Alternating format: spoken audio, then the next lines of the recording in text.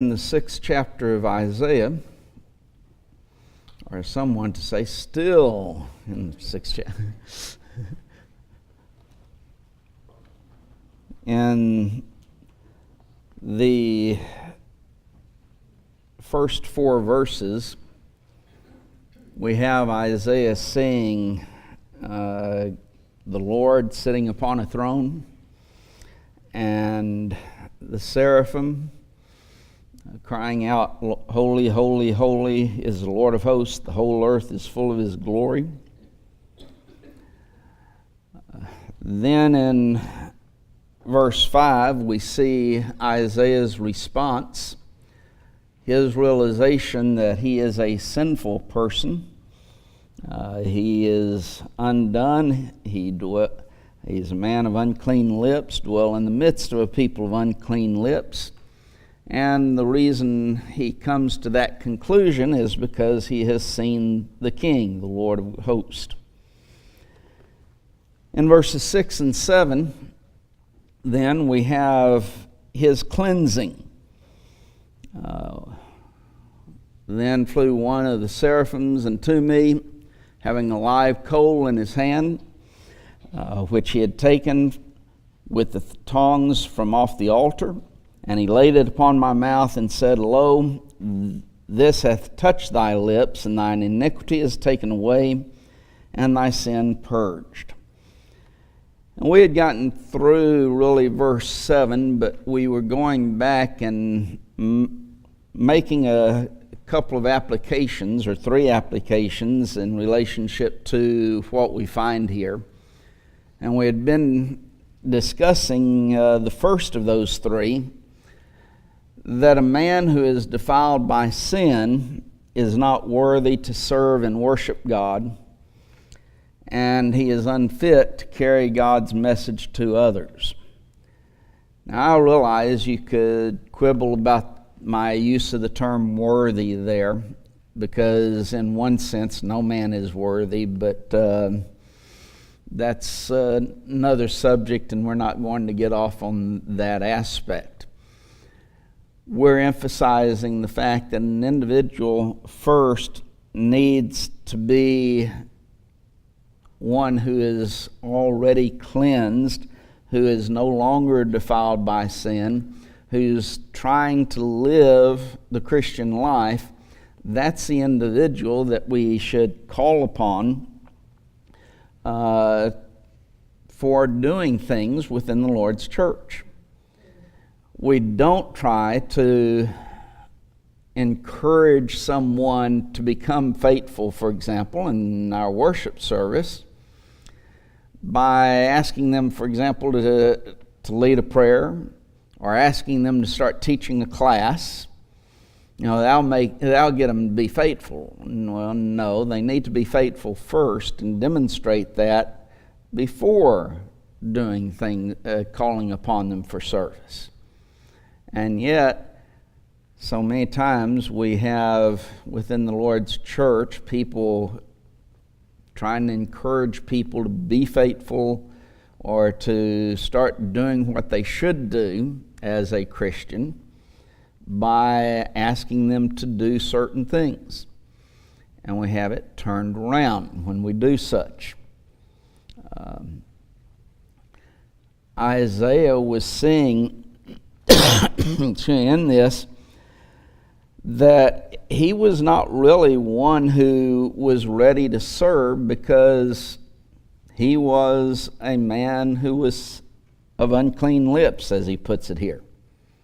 He was a man who himself was in a state of sin as he saw himself, and thus needed to be cleansed, and thus the seraphim cleansing him.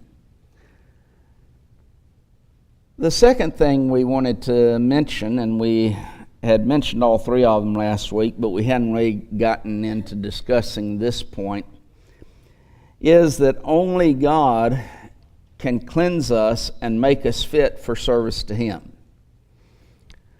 That really is a discussion of God's grace.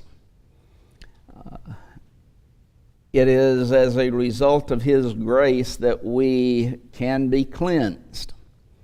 It is a result of God's grace that we can serve Him. Paul would mention that he was what he became, of course, being the Apostle Paul. He was that because of God's grace. Even though he was the chiefest of sinners, he would refer to himself as. It is God's grace that saves. We can't be saved without it. The grace of God that brings salvation hath appeared to every man, Titus 2 and verse 11. And that Christ tasted death for every man, Hebrews 2 and verse 9. Did I say Titus 2:11 on the previous one?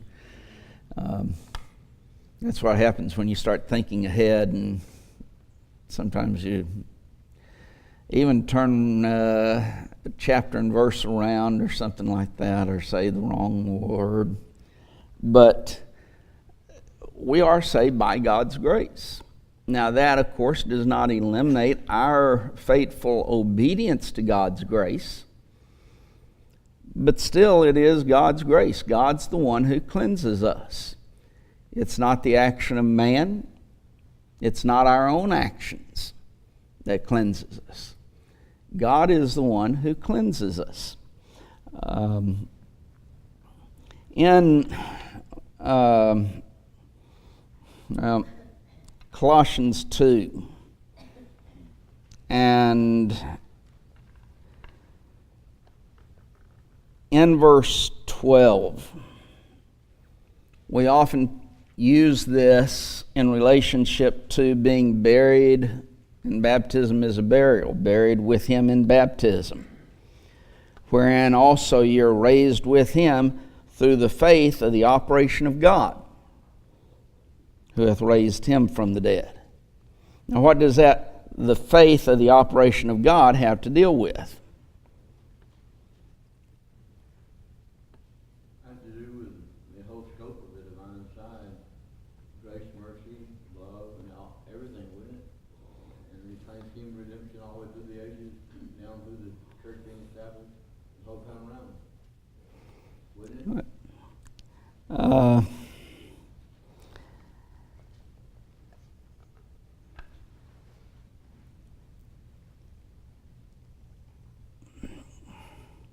It would, to a certain extent, the faith of the operation of God. The faith is what? The New Testament. Okay, the Word of God, the Gospel, New Testament. Okay, we're saved through the faith of the operation of God. Is it God giving us the faith or the gospel, or that we are saved because of God's action? See? It is God's action that saves us. Salvation is in the mind of God, not simply us. And so, yes, He gives us the faith. He gives us all these things to be saved, but the actual forgiveness is in His mind. Well, that's what we're saying in relationship to this here in Isaiah 6, that only God can cleanse. If forgiveness is in the mind of God, and He provides those ways or the avenue through which to be saved, then only He can save us. Now, that doesn't exclude our response, our faithfulness, and our obedience. But still, God is the one who saves us. And thus, only He can make us fit for service. Now, that's why we don't call upon those individuals who are unfaithful to God to serve. We call upon those who have fit themselves by God's forgiveness and living the Christian life, living that obedient life to God, we call upon those individuals to serve. But really, forgiveness comes from God. It's not from us or from man. The third point we see here is that men who have been cleansed from sin should not allow their past to hinder their service to God. I guess if anybody could have looked at their past and allowed their past to hinder themselves in service to God, it would have been the Apostle Paul. And if you look at his past, here he was in the Jews' religion, very zealous toward God in that, so much so that he persecuted Christians, even putting them to death, causing them to blaspheme. Refers to himself not only as a sinner, but the chief of sinners. But by the grace of God, he says, I became obedient to the gospel and became an apostle. Okay, Dale? I was reading a book today about the Apostle Paul and how likely he was there when Gamaliel spoke up to take heed what to do with these men, and how they had been released from jail by an angelic. Well, if you want to take suppositions, I believe that he was there even prior to the crucifixion, and thus would have seen a lot of the works that Jesus did. That's supposition, mine. So yes, he would have been there when Gamaliel said that. I believe he was part of the Sanhedrin by the terms and the words that are used, and by Luke and by Paul himself. But That had been weighing on his mind before Damascus journey. Somewhat, at least, in the back of his mind, you would think. I don't see that would have been the case at all. Really? Not personally. I don't think those things would have been weighing on his mind before his conversion. He thought he was right. I've lived in all good conscience before God until this day. Well, that was a good conscience when he was on the road to Damascus, when he went into the high priest to get letters to go there. He was living in good conscience. So, no, I don't think it was... When I read Isaiah, he was familiar with those. When I read Isaiah 35, 5 and 6 about the 6 miracles listed, Jesus did all those, and the parallelism, it's just confusing to me. I don't know. And people just put blinders on. Well, You know. people have always put blinders on. Yeah. Let's face it, all of the Jews should have accepted Jesus. Didn't he tell them, search the scriptures, for in them you think you have eternal life, and they are they which testify of me. And then he says, you will not come unto me that you might have life. Put blinders on for whatever reason. So that's nothing uncommon. It wasn't uncommon with Paul. But he certainly, if anyone had the right to allow their past to hinder their service, it would have been Paul. But what did he do instead?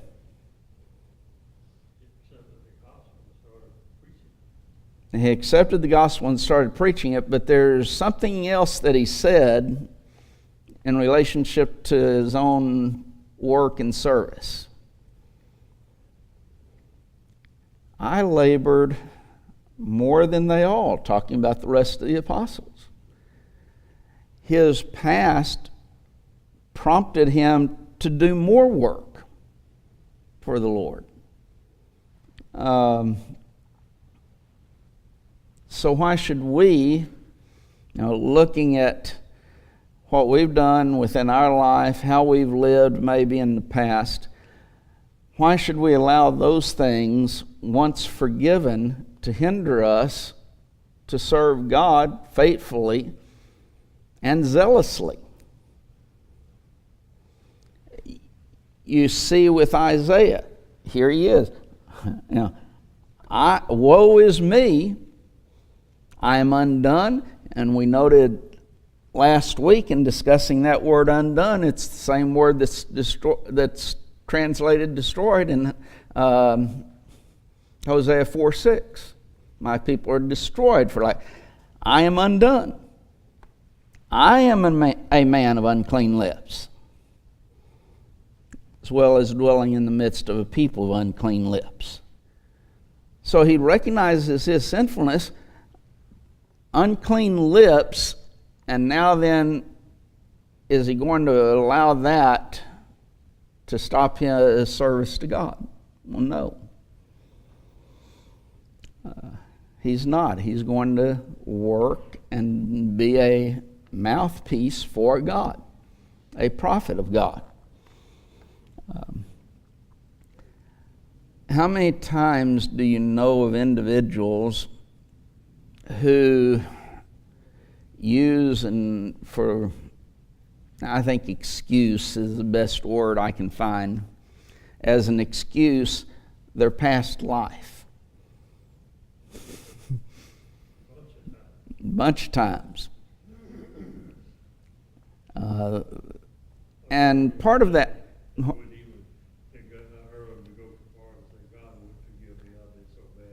yeah. Yeah, some of them go so far, nobody, or God could not forgive me because I've been so bad or so wicked. So that's not the case, of course. But we do hear it quite a bit, don't we? Oh, I've been so bad that there's no reason for me to obey the gospel. There's no reason for me to live the Christian life. Or they think, I've got to do all of these things and clear all these things up before I become a Christian. Or another one's, I don't know enough to become a Christian yet. Luke 16:19 through 31 is the reason to obey the gospel. Well, there's a lot of reasons to obey the gospel. But you don't have to clear everything up. Your past, God can forgive no matter what it is. Paul, again, at the time Saul, forced people to blaspheme the name of Christ. He murdered people. Now then, I'm using the term murdered. He put them to death, had them executed from a legal standpoint because they were Christians, but that was the reason. Now then, what has anybody done that's any worse than that?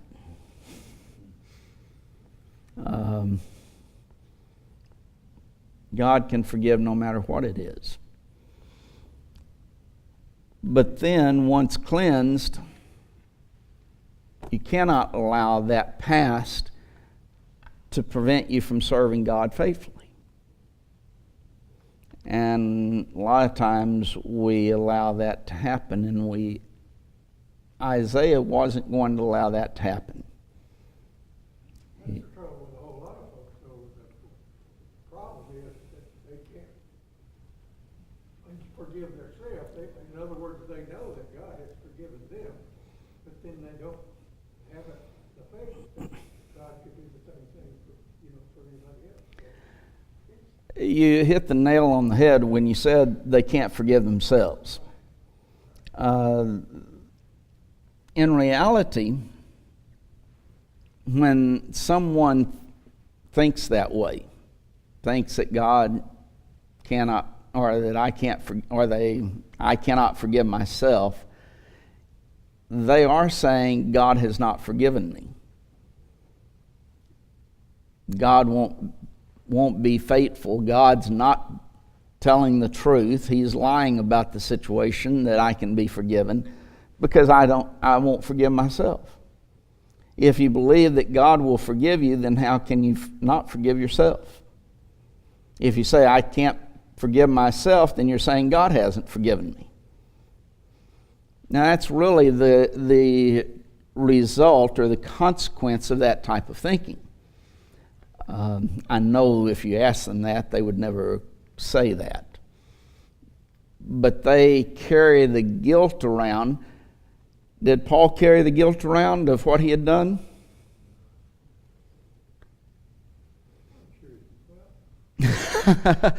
That's a loaded question in a way. Because in a sense, yes. In a sense, no. Pam?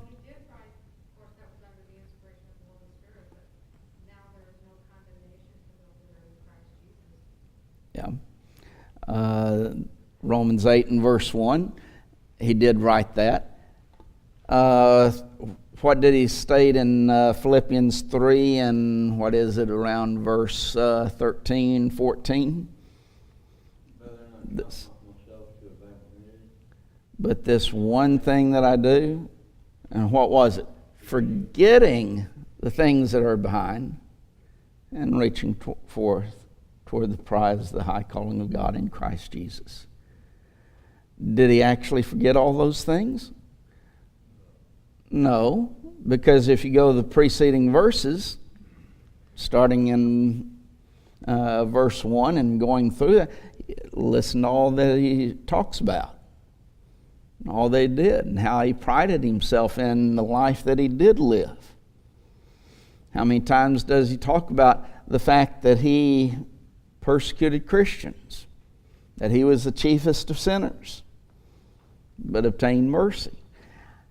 You see, there's an aspect, and that's why I say the question, in a sense, was a loaded question, because there's an aspect of remembrance, yes.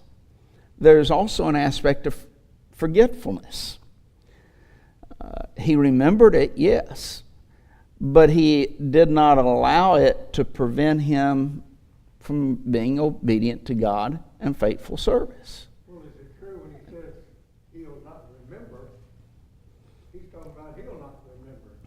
Okay, in Hebrews 8:13 or 12, thy sins and thy iniquities will I remember no more. That is discussing God, of course. But does God ever forget? How can God forget and still be God? In other words, how can he forget and be omniscient? Now, what does omniscient mean? All-knowing. If he knows everything, how can he forget anything?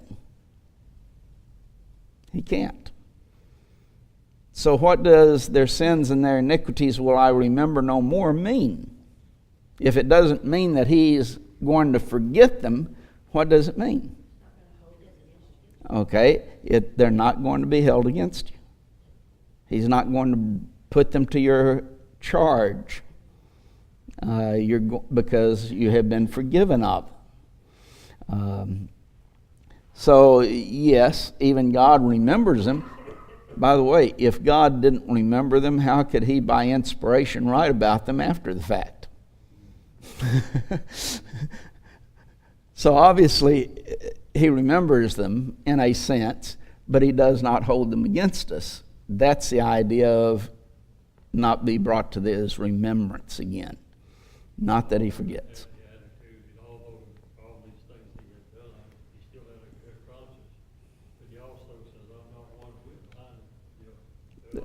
The other apostles. And that's where he goes on to say that he labored more than they all. But yes, he wasn't one whit behind any of the apostles. Even though he remembered all of those things, it did not prevent him from service. And he knew that those things had been forgiven no matter what they were. Because God will forgive. And in that forgiveness, he will not hold them on our account anymore because they were removed. So those 3 points, I think, are important as we look at at what we've seen here, especially in verses 6 and verse 7. Verse 8 then.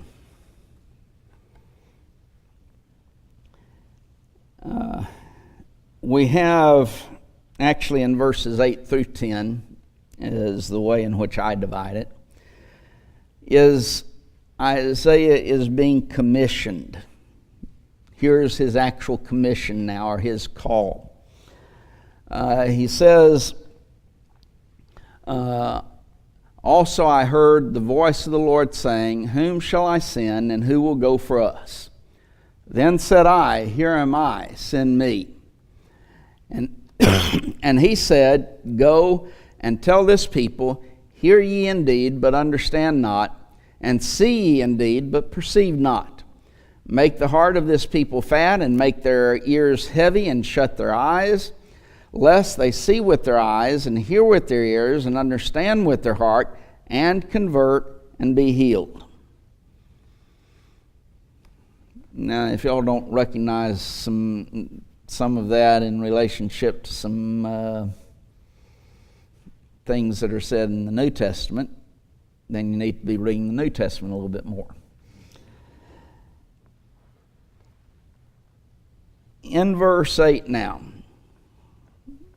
Isaiah heard the voice of the Lord saying, whom shall I send, and who will go for us? Then said I, here am I, send me. By the way, you remember or can think of a song maybe that we sing based upon this? You do remember that?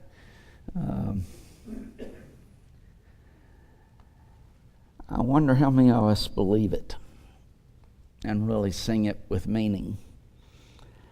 But Isaiah, now purged from his sins, as we see in verse 7, he's now fit to work on behalf of God.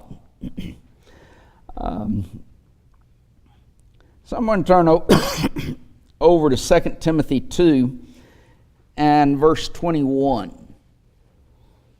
2 Timothy 2 and verse 21. If a man therefore purge himself from these, he shall be a vessel unto honor, sanctified and meet for the master's use, and prepared unto every good work. Okay, notice that you have the same thing, the same principle here. Purged himself from these things, and thus the sins that he might be involved in.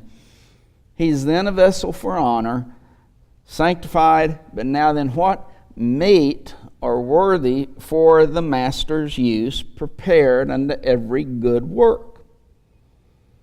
So the cleansing comes first, then being able to be used for God. And that's what we're seeing here. Isaiah is purified. Now then, God asked him, who will go for us?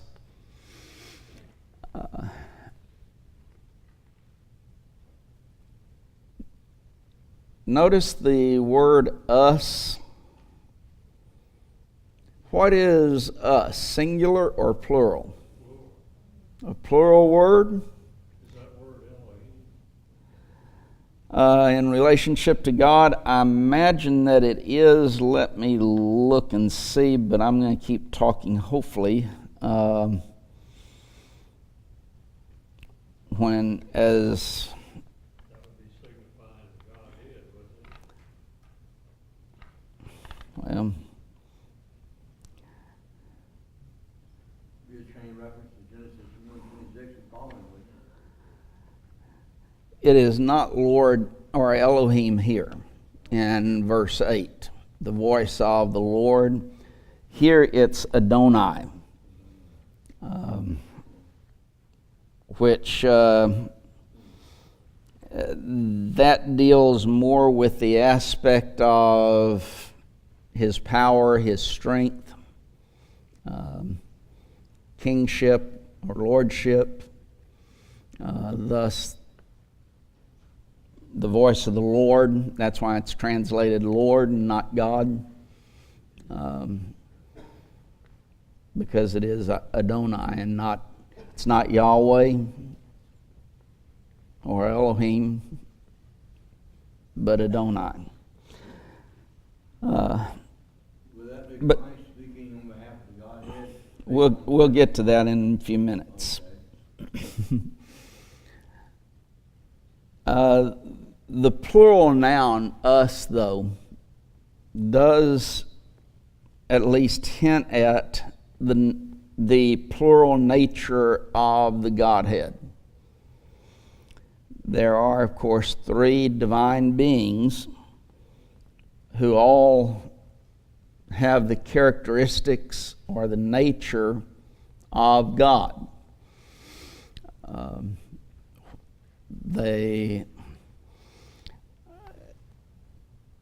Let me use a crude illustration.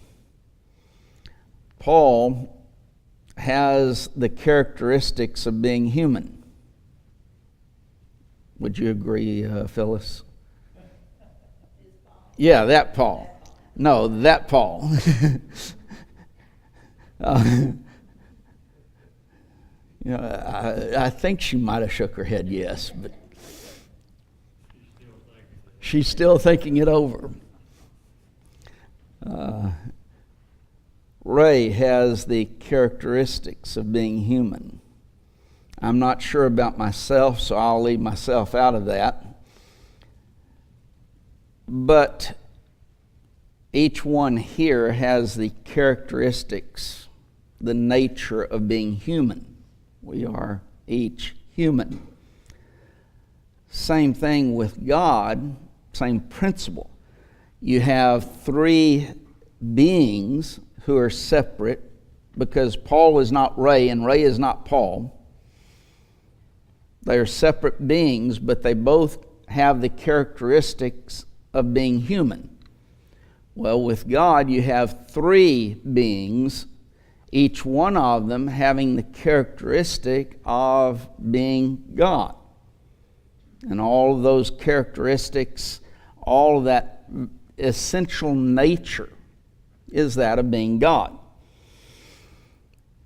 It reminds us of Genesis 1 and verse 26, where you have, That's what I was going to ask you. let us make man in our image, after our likeness, and let them have dominion over the fish of the sea, and over the fowl of the air, and over the cattle, and over all the earth, and every creeping thing that creepeth upon the earth. Let me look at the term God there. I think it is Elohim in Genesis. It is Elohim in Genesis 1:26. Even as it is in Genesis 1 and verse 1. Elohim technically is a plural noun. The singular form is Eloah. The shortened form is El. If you see a Hebrew name that has El in it, it is dealing with, in some way, God, as far as the name itself. But it is Elohim, which is a plural noun. Now in Genesis 1:1, of course, when it says, in the beginning God created, the word created is the Hebrew word bara, and that is a singular verb. Now then, in English, is it proper to use a plural noun with a singular verb? No. Try that in school and you'll get it marked wrong, because that's improper grammar. Basically, you do have the same with other languages.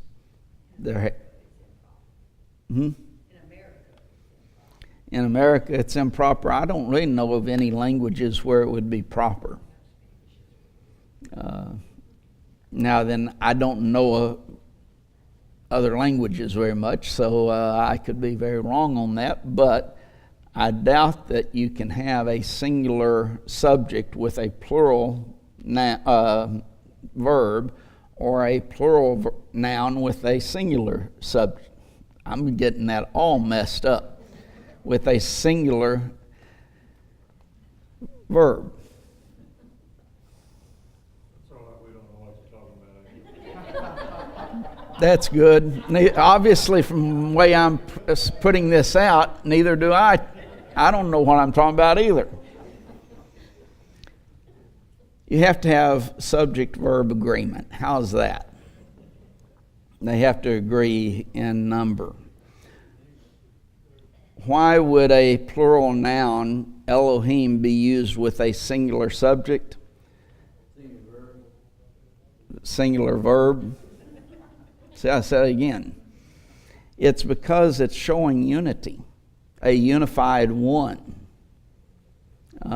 They are acting together as a unit, as one, not one individual, but as a unit. I always think about it compared to being a family. I don't know if I'm right or not, but it's one family, but there's different members for the same family. In relationship to family, you could use that if you're understanding the aspect of family being the character or the nature of that's what makes them that family. I can remember, and I've used the illustration myself, my dad preaching on the oneness of God, and yet three beings in it, and use the illustration. I'll use it. My grandfather was William Hardy Hatcher. My dad was William Kane Hatcher. I'm William Michael Hatcher. Andrew back there is William Andrew Hatcher. And I think the William Hatcher goes even farther back than that. I don't really study too much genealogy. But we are all William Hatcher. So using that as an illustration, you have, in that case, 4 William Hatchers, but each one of the 4, each one is a William Hatcher, but there's more than just one. We are all William Hatchers, but each one is separate and distinct. On the other hand, there's probably some families, even though they're related, they don't have the same characteristics. Well, that would be true in relationship to families, that they don't always have the same characteristics in nature.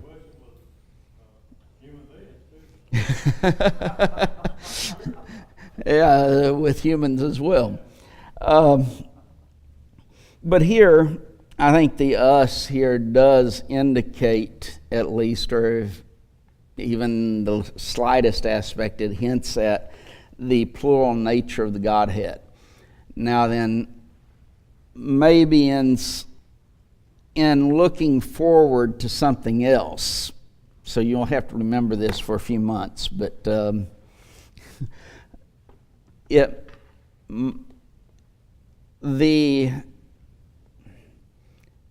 various individuals, if I can use that term, of the Godhead, were they really clearly distinguished in the Old Testament? Do you have a clear distinction between the Father, the Son, and the Spirit in the Old Testament? If you carefully do a study, prophecy they are to a degree, like Isaiah 11 and Isaiah 53. I mean,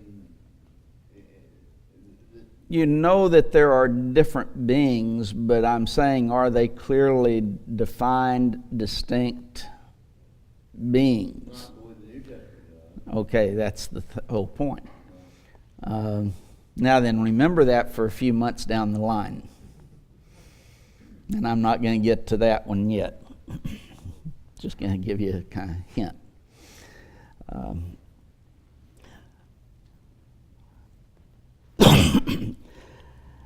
Isaiah's reply. I even hate to get into this because I want to spend some time with it, is that, "Here am I, send me." And suffice it to say that Isaiah is now that he has been cleansed, he's been purged from his sin, he is ready to go on God's behalf. And let me add, and we'll stop with this aspect, that God did not command Isaiah to go in this. He doesn't say, Isaiah, you go. He asked the question, who will go? And Isaiah volunteers himself and his service. But it's not, in reality, a command for Isaiah to go. Now then, as I said, we'll stop with that because I want to come back to it and kind of discuss it maybe a little bit more as to Isaiah's response here. And then we'll continue on. And maybe in a couple of weeks we'll finish chapter 6.